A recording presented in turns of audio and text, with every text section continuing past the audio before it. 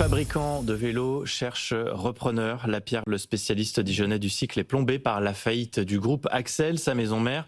La marque française a demandé au début du mois à être placée en redressement judiciaire. Bonjour William Perrier. Bonjour. Merci d'avoir accepté notre invitation. Vous êtes directeur général des cycles Lapierre. Alors, le tribunal de commerce de Dijon doit examiner la situation de l'entreprise dans une dizaine de jours. Audience le 25 août. Une première audience qui doit permettre au juge de statuer sur l'ouverture ou non d'une procédure de redressement judiciaire. Une période d'observation, là, c'est cette dizaine de jours qui arrive, pendant laquelle vous voulez démontrer peut-être que vous êtes capable de poursuivre l'activité et de maintenir en vie cette entreprise qui fête cette année ses 80 ans. Oui, effectivement, le 25 août sera une date un peu cruciale en cette année des 80 ans de la marque Lapierre.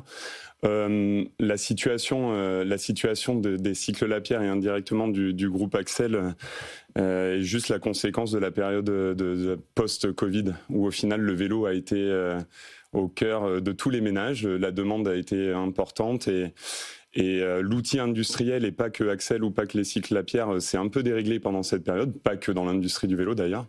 Et à partir du moment où les choses se sont remises en place, la demande s'est stabilisée et donc ça a créé des stocks énormes. Et les entreprises comme les nôtres n'aiment pas le stock parce que ça coûte de l'argent.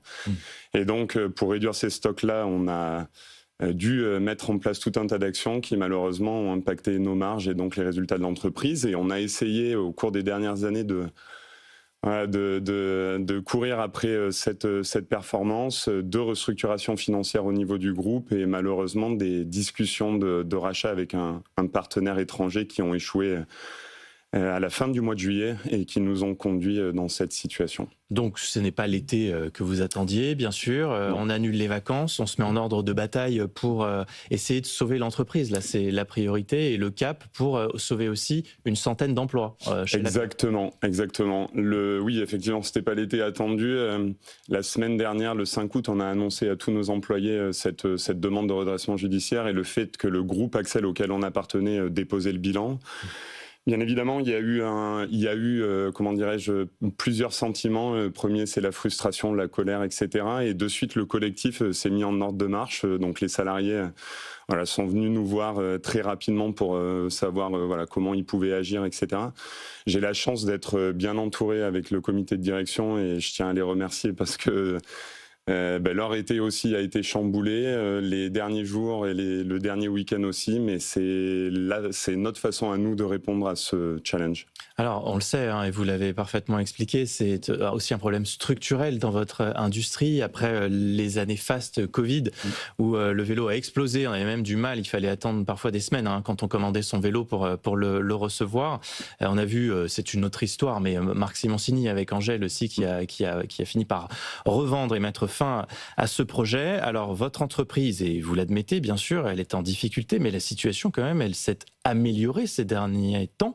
19 millions d'euros de pertes en moins en un an. Si cette trajectoire se poursuit, et c'est probablement ce que vous espérez, il y a peut-être un espoir que quelqu'un accepte de se lancer dans ce projet avec vous. Effectivement, alors juste pour rebondir sur la première partie de votre point sur le marché, effectivement, quand on regarde le pic Covid, etc., on est en recul sur l'exercice 2025, un peu plus de 3 milliards d'euros. Par contre, quand on prend un peu de distance et qu'on compare à 2019, qui était finalement l'année de référence, le marché continue de croître.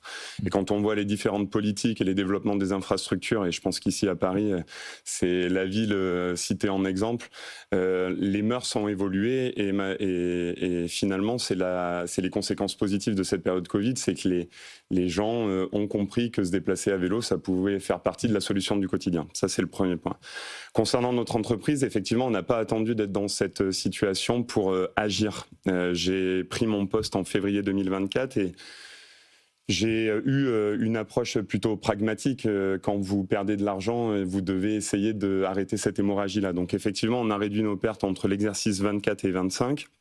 On a attaqué l'exercice 26 en se disant Très certainement, on va perdre des parts de marché parce qu'on souhaite se recentrer sur des vélos qui nous amènent de la marge pour faire cette fameuse bascule dans notre compte de résultat. Quel type de vélo alors ? Écoutez, les tendances marché supportent les vélos route, compétition et gravel. C'est l'un des seuls segments sur le marché qui continue de progresser plus de 10% par rapport à 2025. Et l'électrique ? L'électrique se stabilise et un petit peu en retrait par rapport aux projections que le marché et qu'on se faisait.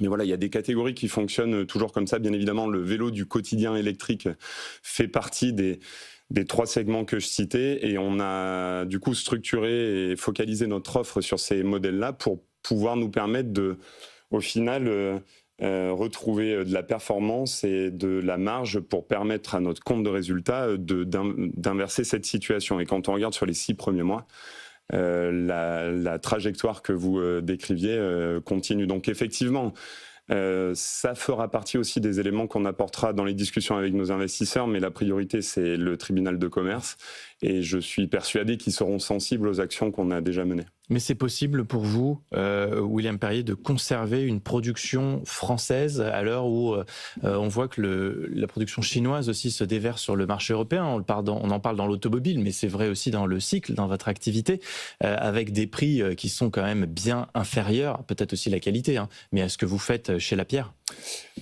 Avant effectivement de parler de la façon dont on se bat depuis des années pour garder notre industrie en France, effectivement, vous soulevez un sujet qui fait partie des problématiques structurelles de notre marché, et c'est mon combat en tant que... Alors je suis directeur général des Cycles Lapierre, mais aussi élu à l'Union des entreprises sport et cycle, qui est le syndicat de notre industrie. Et je mène une bataille avec mes confrères depuis quelques mois sur ces fameux faux vélos. Alors vous en voyez ici, c'est les fameux vélos où vous n'avez pas besoin de pédaler. Les fat bikes. Les fat bikes, et où vous appuyez. Qui sont très dangereux d'ailleurs, qui roulent sur des pistes cyclables en toute très dangereux. Parce que si je prends ma casquette de chef d'entreprise, ils pénalisent nos entreprises parce que niveau normes, sécurité, ils sont complètement hors cadre, alors que nous, on investit pour respecter les normes. Ça, c'est le premier sujet.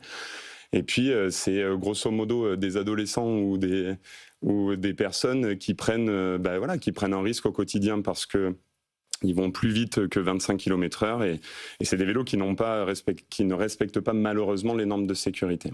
Donc ça, c'est malheureusement des sujets sur lesquels on a... Mais ça, à la rigueur, oui, vous pouvez le dénoncer, mais vous n'avez pas la main, c'est pas vous qui allez changer la situation. On n'a pas la main, mais en tant qu'élu à l'Union des entreprises sport et cycle, on discute énormément avec le gouvernement. Est-ce que ça bouge ? Il y a déjà des actions qui ont été menées pour faire en sorte de limiter la propagation de ces vélos-là. On le voit, il y a des pays en Europe qui ont statué, comme les Pays-Bas.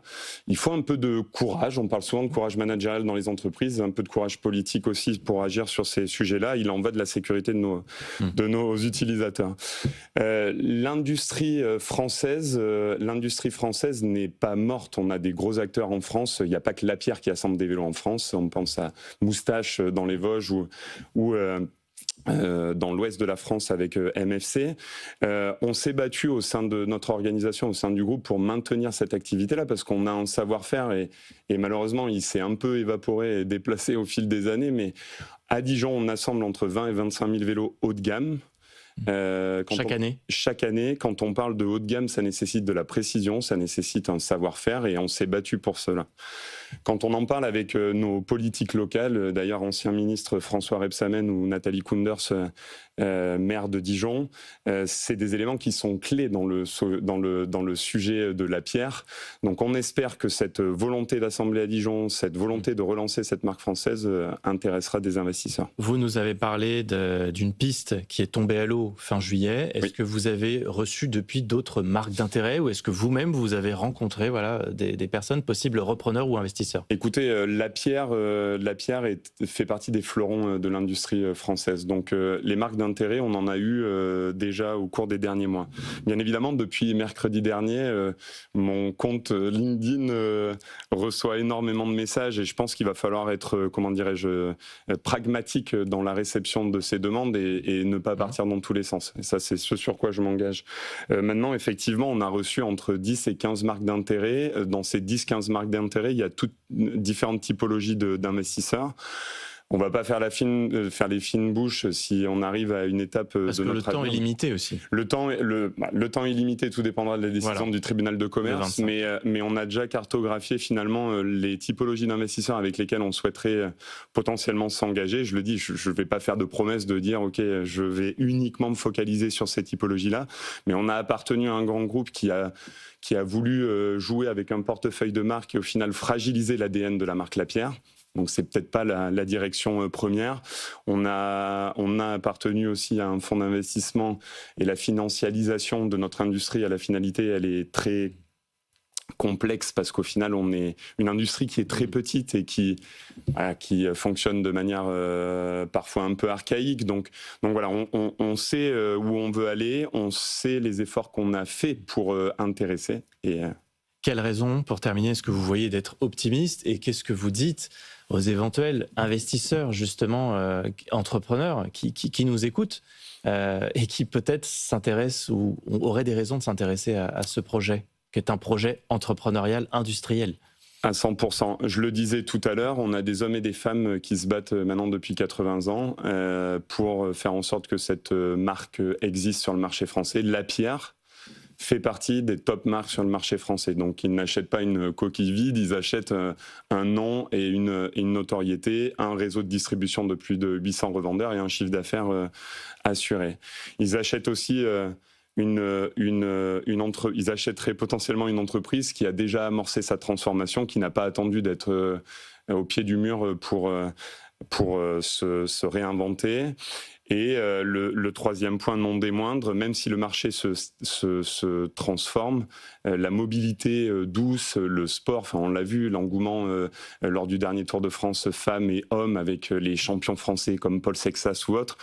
Enfin voilà, le vélo qui soit du quotidien ou sportif est redevenu à la mode et c'est à la finalité ce qu'on prônera au tribunal de commerce et aux investisseurs. Et on ne peut que vous souhaiter de réussir à sauver cette belle entreprise française Lapierre. Merci beaucoup d'être venu. Merci à vous. Merci pour ce témoignage aussi, William Perrier, directeur général des Cycles Lapierre.